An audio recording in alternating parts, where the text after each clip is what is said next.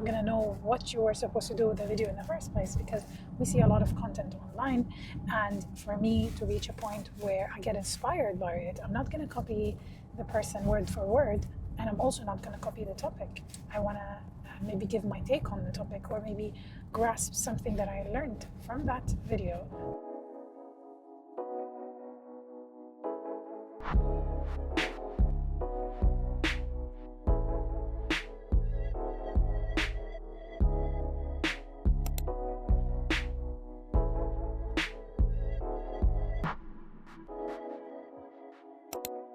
Okay guys, so I wanted to start this video by saying that if you want to start content creation and you want to take it seriously, you have to have a system. And to have a system, you really need to know what you're going to talk about, because you will have moments where you get really busy and you need that bank of B-roll, bank of ideas, bank of inspirations, quotes, and you need to be ready in terms of equipment and setup in your brain so that the mental energy needed to start, record, and edit the video isn't every time a marathon or something you start from scratch. First of all, if you're gonna start every time looking for a topic to talk about and you start the doom scrolling and then you get distracted and you waste time with research, or every time you need to watch so many creators before you start articulating the idea in your brain, I suggest you do the following steps.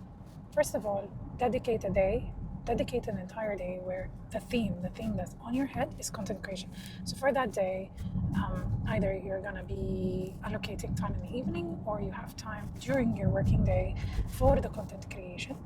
Then you're also going to want to have a place that is really specific and defined for your content. And what I mean by that is you need to have a place where you're dumping all your ideas and coming back for them later. And the ideas need to be articulated and not just some Instagram links that you kept. These are useful and I suggest keeping them in a different folder, but they should be references rather than the ideas, so that when you see the video, if you don't already know what you want to contextualize, what you want to put your own inspiration and take on it, at the point of listening to it or the time you saved it, then you're really not going to know what you were supposed to do with the video in the first place, because we see a lot of content online. And for me to reach a point where I get inspired by it, I'm not going to copy the person word for word, and I'm also not going to copy the topic. I want to maybe give my take on the topic, or maybe grasp something that I learned from that video, or something that sparked an idea. And moving forward, I can start